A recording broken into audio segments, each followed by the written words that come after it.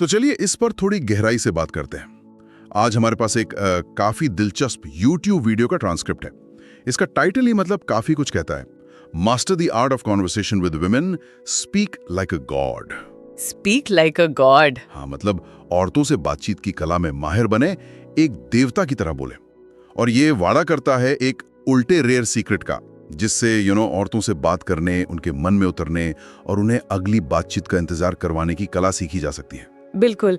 और यहाँ हमारा मिशन साफ है कि इस वीडियो में जो मनोवैज्ञानिक और व्यावहारिक तरीके बताए गए हैं उनकी तह तक जाया जाए।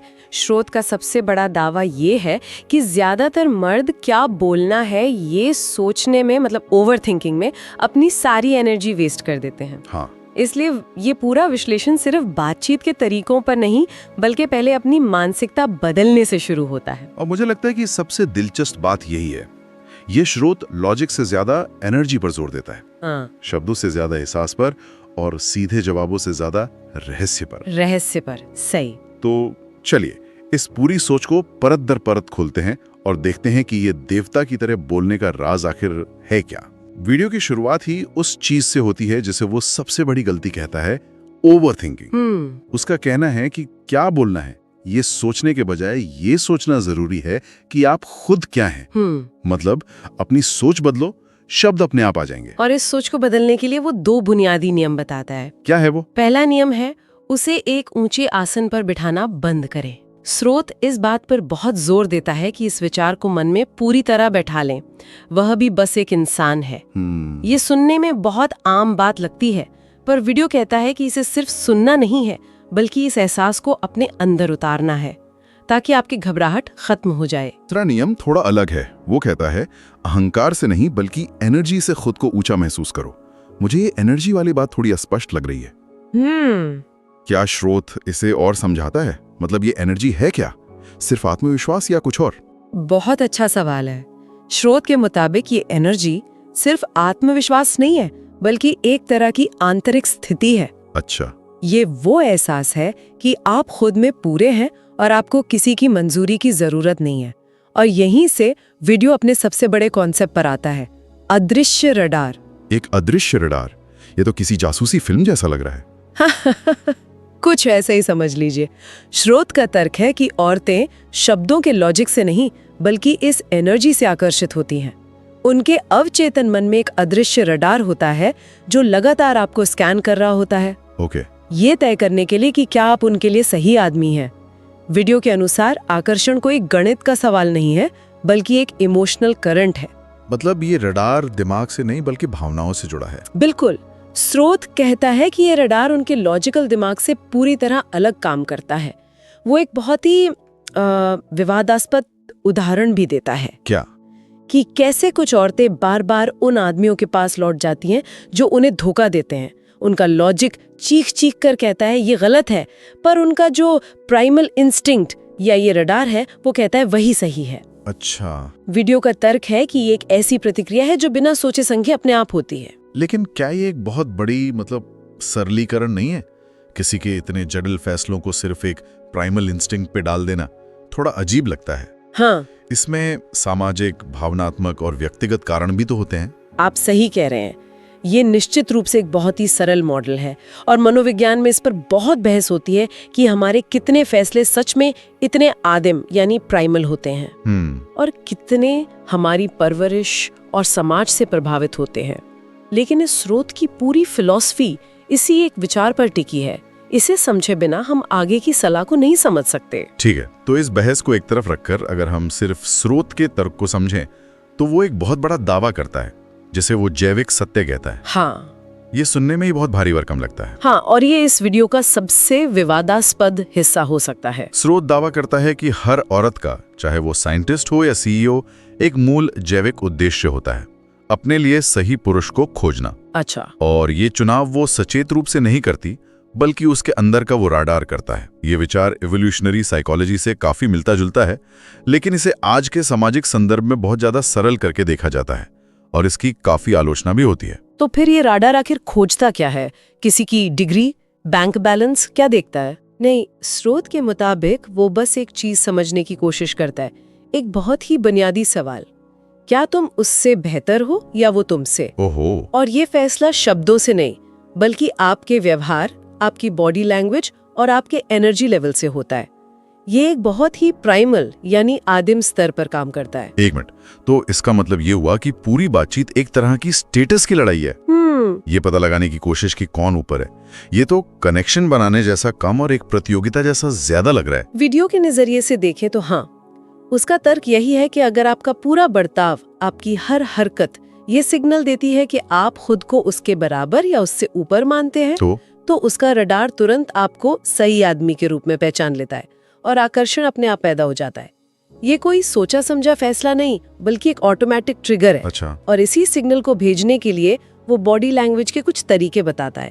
तो मानसिकता और इस रडार वाली थियोरी तो ठीक है, पर जब तक आप कुछ करेंगे नहीं तब तक ये सिग्नल पहुंचेगा कैसे? मुझे लगता है लोग सीधी पीठ रखने जैसी आम सलाहों के बारे में जानते हैं। दिलचस्प बात यह है कि वीडियो इस तरह की आम सलाह को निरर्थक शोर कहकर खारिज कर देता है। अच्छा। वो कहता है कि ये सब बनावटी है। इसके बजाय वो बॉडी लैंग्वेज के 3 डार्क सीक्रेट्स बताता है, जो सुनने में ज्यादा मनोवैज्ञानिक लगते हैं। डार्क सीक्रेट्स, अब मजा आएगा। बताइए, पहला क्या है? पहला रहस्य है, बात करते वक्त उसकी तरफ झुको मत। स्रोत का तर्क है कि जब आप किसी की तरफ झुकते हैं तो ये दिखाता है कि आप बहुत ज्यादा इंटरेस्टेड है और अनजाने में आप मंजूरी मांग रहे हैं। ये आपके वैल्यू को कम कर देता है। इसके बजाय वो सलाह देता है कि थोड़ा पीछे होकर आराम से बैठें, जैसे आप बस सुन रहे हैं, किसी को इम्प्रेस करने की कोई कोशिश नहीं कर रहे। ये बात तो मैंने भी महसूस की है। जब कोई बहुत ज्यादा झुककर बहुत उत्सुकता से बात करता है तो कभी कभी वो जरूरत से ज्यादा कोशिश करने जैसा लगता है। बिल्कुल ठीक है, दूसरा डार्क सीक्रेट क्या है? दूसरा वाला काफी नाटकीय है और शायद हर किसी के बस का नहीं। स्रोत कहता है कि अगर वो कहे मैं इंटरेस्टेड नहीं हूं, तो घबराने या मनाने के बजाय मुस्कुराएं और धीरे से कहें, क्या? हाँ, मुझे पता है मैं शायद तुम्हारे बस की बात नहीं हूं, और फिर वहां से चले जाएं। अरे एक मिनट, ये सुनने में बहुत फिल्मी और थोड़ा अहंकार भरा नहीं लग रहा? असल दुनिया में ऐसा करने पर कोई हंस नहीं पड़ेगा या इसे बदतमीजी नहीं समझेगा। इसका रिस्क तो बहुत ज्यादा है। रिस्क तो है, बिल्कुल है, लेकिन इसके पीछे की सोच को समझना जरूरी है। वीडियो का तर्क ये है कि खूबसूरत लड़कियां पीछा करवाने या लोगों को उन्हें मनाते हुए देखने की आदी होती हैं। सही बात है। जब आप ऐसा कुछ करते हैं जो बिल्कुल उल्टा है, तो आप उस पैटर्न को तोड़ देते हैं। आपका चले जाना उन्हें आपके बारे में सोचने पर मजबूर कर देता है, क्योंकि आपने एक अनपेक्षित व्यवहार किया है। आप एक पहेली बन जाते हैं। ठीक है, मैं इसके पीछे का मनोविज्ञान समझ सकता हूँ, लेकिन इसे असल में करना बहुत हिम्मत का काम होगा। और तीसरा नियम क्या है? तीसरा और सबसे जरूरी नियम है आराम, कंफर्ट। वीडियो कहता है कि जो इंसान किसी भी स्थिति में सबसे ज्यादा आरामदायक और सहज होता है, वो हमेशा ज्यादा वैल्यू वाला दिखता है। अच्छा। इसकी तुलना एक पुराने दोस्त के साथ बैठने से की गई है। जैसे आप किसी दोस्त के साथ बेफिक्र होकर बैठते हैं, वैसे ही उसके सामने बैठना एक पावर पोस्चर है। ये सलाह तो मुझे उन सबसे बेहतर लगी जो हमने अब तक सुनी है। हाँ, खुद पर हंसने की क्षमता या खुद के साथ सहज होना शायद सबसे बड़ा आत्मविश्वास दिखाता है, बिना किसी खेल के। बिल्कुल। और इसी बात पर जोर देते हुए स्रोत कहता है कि किसी खास पोस्चर से ज्यादा जरूरी है खुद से शांति। खुद से शांति। हाँ, जब आप इस बात की परवाह करना बंद कर देते हैं कि लोग आपके बारे में क्या सोचेंगे, तो लड़की को ये महसूस होता है कि आप उसे इम्प्रेस करने की कोशिश नहीं कर रहे हैं। और वीडियो के मुताबिक यही एहसास आकर्षण की पहली चिंगारी है। ये बाहरी दिखावे से ज्यादा एक आंतरिक अवस्था के बारे में है। ये बॉडी लैंग्वेज वाली बात तो काफी हद तक समझ आती, मतलब आत्मविश्वास दिखाना, लेकिन आखिर में तो बात करनी पड़ती है। हाँ बिल्कुल। क्या वीडियो इस बारे में भी कुछ बताता है कि बोलना क्या है, या वहाँ भी बस एनर्जी से काम चल जाएगा? नहीं, यहाँ वीडियो का सबसे व्यवस्थित हिस्सा आता है।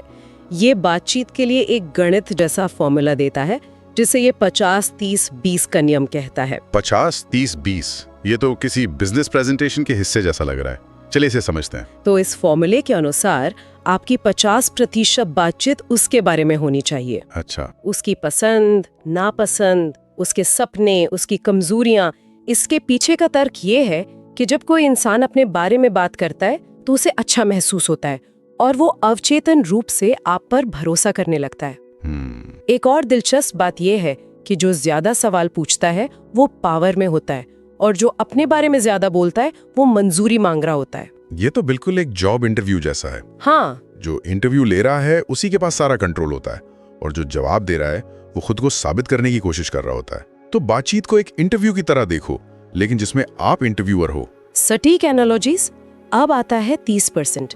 ये 30% बातचीत माहौल या किसी भी रैंडम चीज के बारे में होनी चाहिए। कोई भी रैंडम चीज? हाँ, यहाँ कोई नियम नहीं है। स्रोत कहता है कि बस एक पुराने दोस्त की तरह बिना फिल्टर के मजेदार और हल्की फुल्की बातें करें।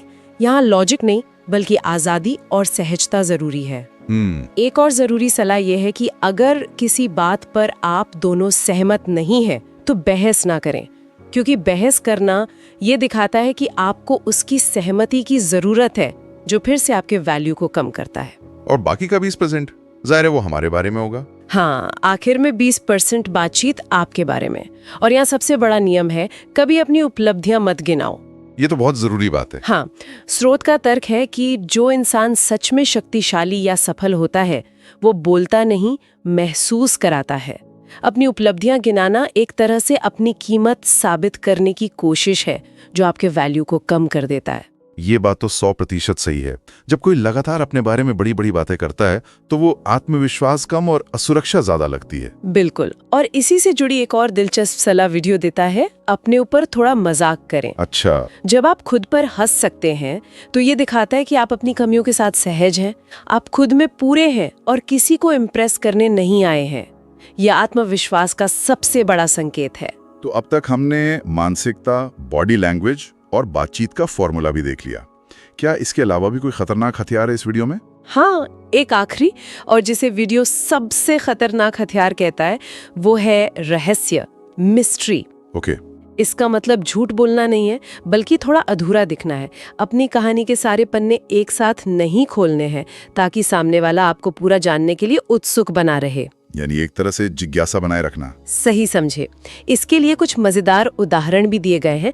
जैसे अगर वो पूछे आप कहाँ काम करते हो, तो सीधा जवाब देने के बजाय मजाक में कहें, अरे रुको, अभी तो बात शुरू हुई और तुमने इंटरव्यू लेना शुरू कर दिया। या अगर वो पूछे क्या आप कभी रिलेशनशिप में रहे हो, तो मुस्कुरा कर कहें, अभी तो तुम्हें जानना बाकी है, मैं अजनबियों से अपनी प्राइवेट बातें शेयर नहीं करता। ये सुनने में काफी दिलेर लगता है। ये तरीके तभी काम कर सकते हैं जब आपका अंदाज बहुत मजेदार और आत्मविश्वासी हो, वरना ये रूखा भी लग सकता है। निश्चित रूप से डिलीवरी ही सब कुछ है। यहाँ तक कि नाम पूछने पर भी उसे एक खेल बनाने की सलाह दी गई है। जैसे पहले तुम गेस करो, अगर सही निकला तो तुम्हें एक कैंडी दूंगा। इन सब के पीछे की साइकोलॉजी एक ही है, बातचीत पर नियंत्रण रखना और उसकी जिज्ञासा को अपने इर्द गिर्द बुनना। आप एक खुली किताब नहीं बल्कि एक पहेली बन जाते हैं जिसे वो सुलझाना चाहती है। तो इन सब का क्या मतलब निकलता है? हमने एक ऐसी मानसिकता से शुरुआत की जो लॉजिक से ज्यादा एनर्जी और एक अवचेतन रडार पर आधारित है। फिर हम बॉडी लैंग्वेज और बातचीत के ऐसे तरीकों तक पहुंचे जो आराम, नियंत्रण और रहस्य को सबसे ज्यादा महत्व देते हैं। ये सब मिलकर एक बहुत ही खास तरह की तस्वीर बनाते हैं। बिल्कुल। और यहाँ सबसे दिलचस्प बात यह है कि ये स्रोत एक पूरी व्यवस्था बनाता है जिसका आधार एक ही है। क्या? कि आकर्षण एक तार्किक फैसला नहीं है, बल्कि ऊंचे वैल्यू के संकेतों से शुरू होने वाली एक आदिम प्रतिक्रिया है। हर सलाह, चाहे वो पीछे झुकना हो, अपने ऊपर मजाक करना हो या अपनी नौकरी के बारे में रहस्य बनाना हो, वो सब इसी एक सिग्नल को भेजने के लिए बनाई गई हैं कि आप ऊंचे वैल्यू वाले इंसान हैं और आपको किसी की भी मंजूरी की जरूरत नहीं है। वीडियो के अंत में लेखक अगले एपिसोड का एक संकेत भी देता है। हाँ। जिसमें वो उन टेस्ट के बारे में बात करने का वादा करता है जो औरतें ये परखने के लिए करती हैं कि आपका आत्मविश्वास असली है या नकली। जैसे कि आपका मजाक उड़ाना या आपको छेड़ना, ये देखने के लिए कि आप कैसी प्रतिक्रिया देते हैं। और ये हमें एक बहुत ही महत्वपूर्ण सवाल पर लाकर छोड़ देता है। ये स्रोत पूरी बातचीत को शक्ति, संकेतों और नियंत्रण के खेल के रूप में दिखाता है। सही। तो क्या प्रभावी संचार का मतलब एक वास्तविक सच्चा संबंध बनाने की कोशिश करना है, या फिर ये एक खेल के मनोविज्ञान में महारत हासिल करने के बारे में है, जैसा कि ये वीडियो सुझाता है? और तब क्या होता है जब बातचीत में दोनों ही लोग खेल खेलने की कोशिश कर रहे हों? क्या उसमें कोई जीतता है या फिर असली कनेक्शन की संभावना ही खत्म हो जाती है?